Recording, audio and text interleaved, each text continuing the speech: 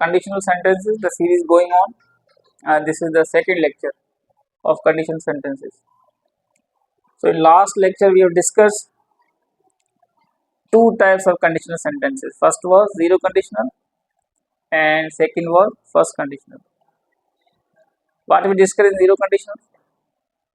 Scientific fact, universal truth or universal phenomena we write in zero conditional. And what was the structure of zero condition? If clause present indefinite and result clause or main clause again present indefinite. Right? For example, if we heat ice, it melts.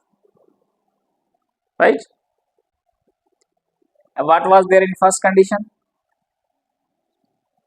If clause present indefinite and main clause will plus first form means future indefinite. If I study, I will pass. ये हमने discuss कर लिया, ठीक है। अब हमारे पास कौन सी कंडीशन आएगी? Now will have second conditional. So आज का टॉपिक हमारा होगा वो होगा सेकंड कंडीशनल। अब सेकंड कंडीशनल में क्या है? ये भी फर्स्ट कंडीशनल की तरह है, लेकिन ये थोड़ा पास्ट के अंदर हो जाएगा। और इसको अगर हम डिस्कस करेंगे ना तो ये हो जाएंगे हमारे पास सिचुएशन हाइपोथेटिकल है, hypothetical impossible situation, hypothetical impossible situation. मतलब ये कि ऐसी सिचुएशन है जो अब कुछ नहीं हो सकता, ठीक है। The situation that we can not control now. For example, आप इमेजिन करेंगे आपने ना टेस्ट पेपर दिया, पेपर किसी वजह से आपकी हुआ ही नहीं, और आप कहेंगे अगर मैं पेपर देता तो पास हो जाता। ना पेपर दिए और ना ही आप पास हुए। अगर वो पढ़ता तो पास हो जाता, ठीक है। या आप कहेंगे अगर मैं परिंदा होता तो आसमान में उड़ता। Is it possible for you to fly in the sky? No. तो ये हाइपोथेटिकल है। अब उसमें क्या था, अगर मैं पढ़ूंगा तो पास हो जाऊंगा। अब इसमें क्या, अगर मैं पढ़ता तो पास हो जाता, ना आप पढ़े और ना ही आप पास हुए। ये हाइपोथेटिकल इमेजिनरी सिचुएशन है, ठीक है। फॉर एग्जाम्पल, कोई एक बंदा है या कोई शख्स है, वो कहे उसने कभी पढ़ा ही नहीं है, लेकिन वो अगर बड़ा हो जाए 20 साल के बाद आपको कहे कि अगर मैं पढ़ता तो डॉक्टर बन जाता। Is it possible for him or her to be doctor right now? है कोई पॉसिबल सिचुएशन है कि कुछ बन सकता है? नहीं, ये हाइपोथेटिकल है, उसके लिए इमेजिनरी। इसको हम बोलते हैं सेकंड कंडीशनल। वही क्लॉजेज इसके अंदर भी हैं जैसे पहले डिस्कस किए थे हमने।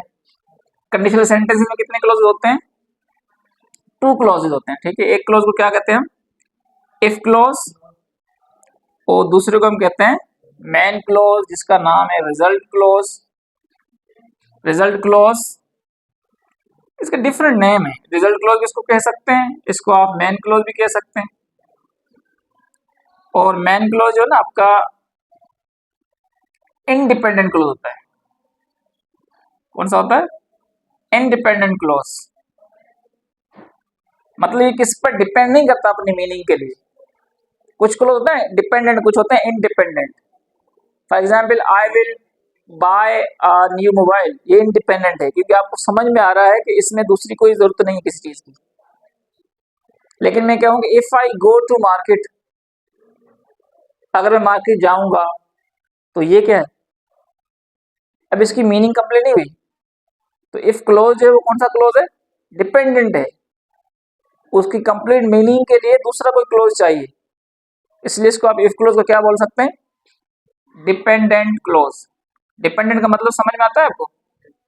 जो किसी पर क्या करे? डिपेंड करे अपनी मीनिंग के लिए। तो इफ क्लोज डिपेंडेंट क्लोज होता है, और रिजल्ट क्लोज या मेन क्लोज जो होते हैं वो क्या होता है? Independent clause. मतलब ये इंडिपेंडेंट जो क्लोज है ना, वो स्टैंड अलोन, मतलब उसकी अलग से मीनिंग हो सकती है, कंप्लीट उसमें एक सेंस मौजूद हो सकता है। जैसे मैंने कहा ना, I will buy a new mobile, तो आपको समझ में आ गया। लेकिन अगर मैं कहूँ कि if I go to market, तो ये क्या है? अगर मैं मार्केट जाऊंगा या जाता हूँ, तो आप इसमें समझेंगे फिर क्या होता है आगे। मीनिंग तो नहीं मिल रही पूरी आपको, कुछ सेंस समझ में आ रहा है कि सर क्या कह रहे हैं, नहीं पता चल रहा इस तरह से, ठीक है।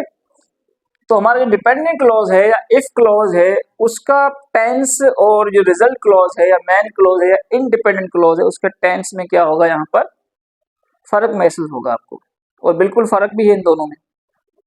फर्स्ट कंडीशनल में हम क्या लिखते थे, फर्स्ट में लिखते थे प्रेजेंट इंडेफिनिट। अब हम क्या करेंगे, सेकंड कंडीशन में हम लिखेंगे यहाँ पर पास्ट इंडेफिनिट। क्या लिखेंगे? पास्ट इंडेफिनिट, जिसको हम क्या कहते हैं, पास्ट सिंपल भी कह सकते हैं या पास्ट इनकम्प्लीट भी कहते हैं, ठीक है। मतलब जो हमारा प्रेजेंट है वो हमारा क्या हो गया, अभी पास्ट हो गया, ठीक है।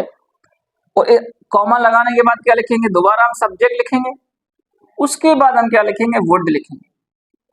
उसमें हम क्या लिखते थे, विल और शल लिखते थे, अब इसमें क्या लिखेंगे, वुड लिखेंगे। वुड भी लिख सकते हैं, कुड भी लिख सकते हैं और शुड भी लिख सकते हैं, ठीक है।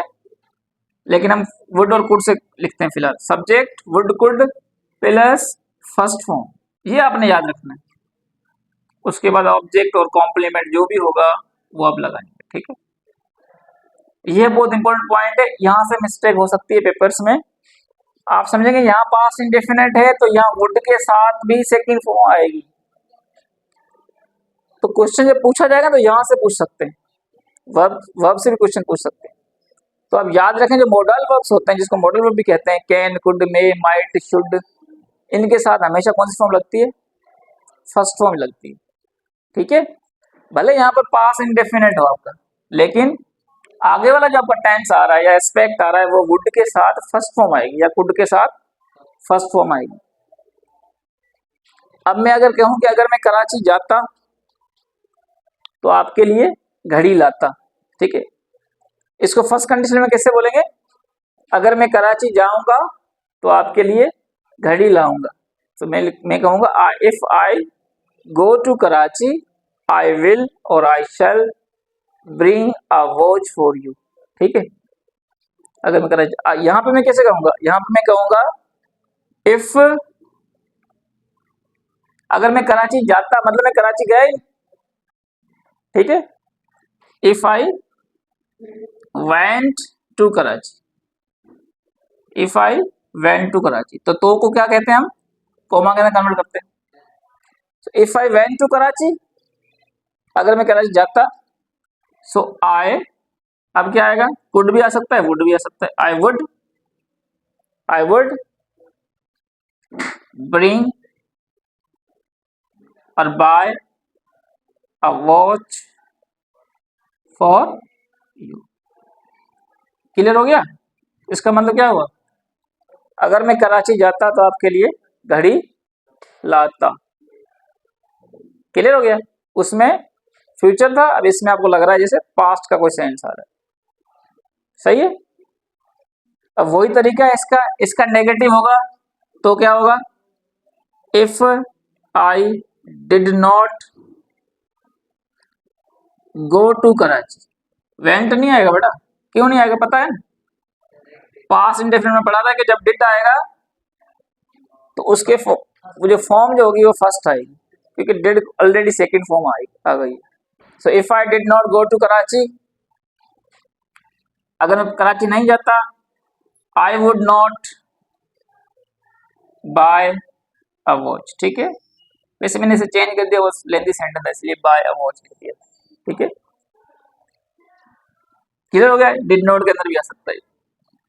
तो आपने क्या है, जब आप डिड नॉट यूज करें तो फर्स्ट फॉर्म यूज करें और आगे वुड यूज करें। और वो तो मैंने आपको बता दिया, ये सेंटेंस पहले भी लिख सकते हैं आप, जैसे आप ऐसे भी लिख सकते हैं, I would buy a watch if I went to market और बाजार, सही है। So I would buy a watch if I went to market. Difference क्या है देखें आप यहाँ पर, यहां पर इफ यूज हो रहा है तो आप देखो ये कॉमा नहीं लगा रहे। तो अगर आप ये मेन क्लोज या इंडिपेंडेंट क्लोज जो ना स्टार्टिंग में लगाएंगे तो आपको क्या करना पड़ेगा, कॉमा यूज नहीं करना पड़ेगा। ठीक है, सेंटेंस ऐसे भी एरर में आ सकता है कि यहाँ पे कॉमा लगा दे उसके बाद इफ लिखा हुआ और आपको कहा जाएगा फाइंड आउट द एरर। इसके बाद हम एक एक्सरसाइज भी करेंगे, उसमें हम पुराने जो पास पेपर के सवाल हैं वो भी हम डिस्कस करेंगे और दूसरे सवाल किस तरह से आ सकते हैं उसको भी डिस्कस करेंगे। ठीक है, तो कहाँ ये नहीं लगाना। ठीक है, इफ आएगा फिर कॉमा नहीं आएगा। ठीक है, इसी तरह से इसका इंट्रोगेटिव भी कैसे बनेगा, क्योंकि इंट्रोगेटिव किसका बनता है, इंडिपेंडेंट क्लोज का बनता है, मेन क्लोज का बनता है। इंटरोगेटिव में क्या आएगा, वुड। ठीक है, या कुड, कुड आए